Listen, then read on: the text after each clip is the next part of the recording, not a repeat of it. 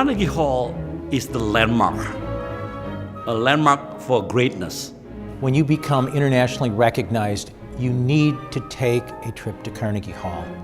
After 10 years of development and hard work, the symphony decided that now was the time to take on New York.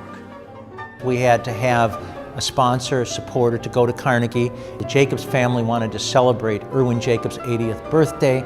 We found Lang Lang, who was available. He had worked with our maestro, Yahya Ling, for many years.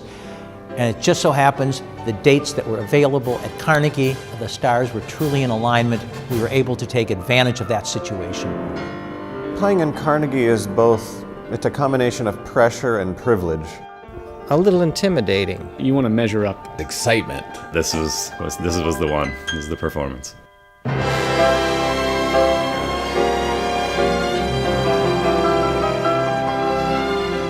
Everybody was so shocked. I mean, like, it killed a different orchestra because the orchestra adjusted so well to the acoustic, and the audience was just absolutely so entranced and like mesmerized. I think what was most meaningful was the fact that so many San Diegans flew to Carnegie and flew to New York just to hear us in this one performance. Over 400 people from San Diego. I felt like the visiting team. It was astonishing. It was so exciting, and it was a sold-out performance. It was sold out. That night, when you came by Carnegie Hall, you could see the sold-out banner right over Lang Lang's picture. It was one of the most exciting things. And at the end of the symphony, to see everybody jump to their feet, giving a standing ovation, including the chief reviewer for the New York Times, Anthony Tomasini, you know you have had an incredible evening.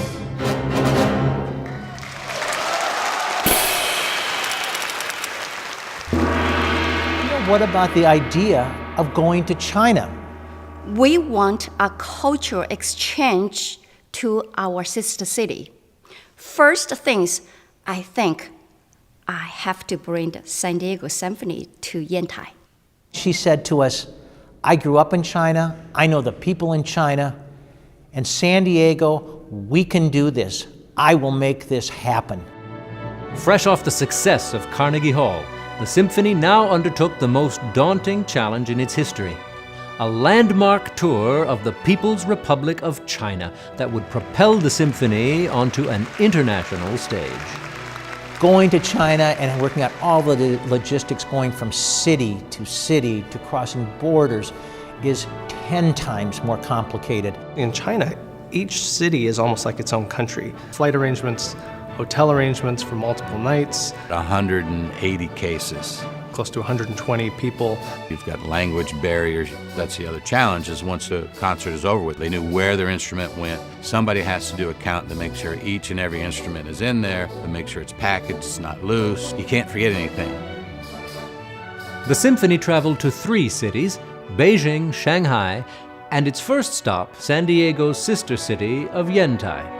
But the tour was about much more than the symphony's performances. Let's make this something very worthwhile for music, to celebrate relationships between the United States, San Diego, and China. Let's make this a friendship tour. San Diego Symphony came ready to perform music played at the highest level. And in return, the people of Yantai welcomed them with open arms.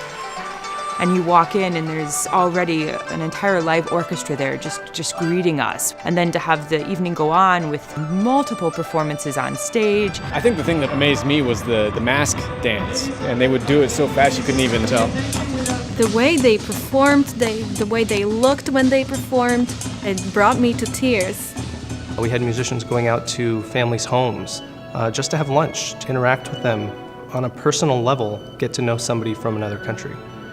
We were making a difference, not just classical music, but really developing a special bond with another country.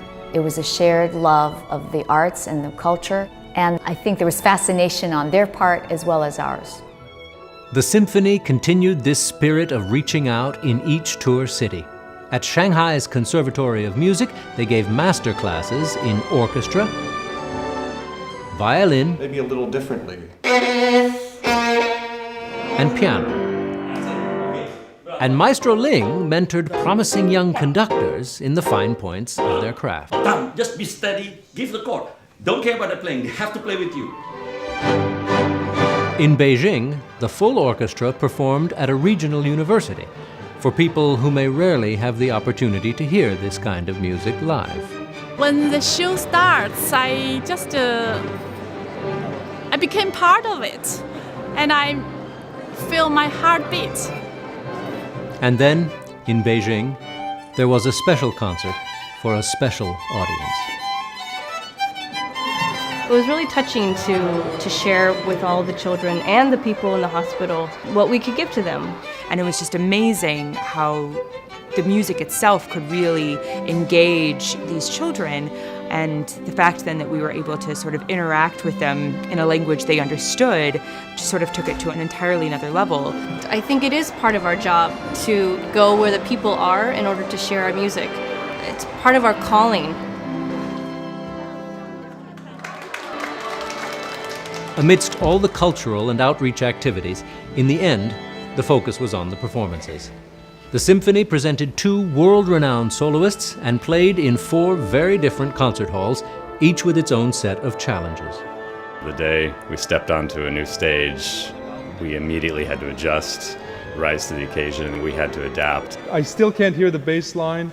Can we just do the bass line once so that we can adjust to that? You can't hear anything. Each hall is just different as any person, as one from the other. It's always that first sound that you play. It's a big question mark, you know. What's the feedback going to be like? What's the reaction from the acoustic going to be?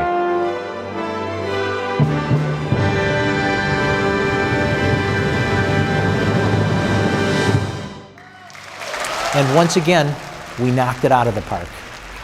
I think that especially when that kind of applause is something, because that's probably the most prestigious hall in China.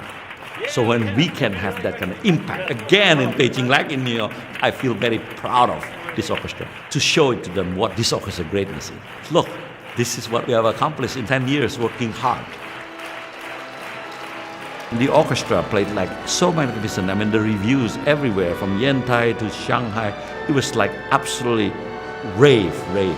People realize it not only in San Diego, but also in New York and also in China.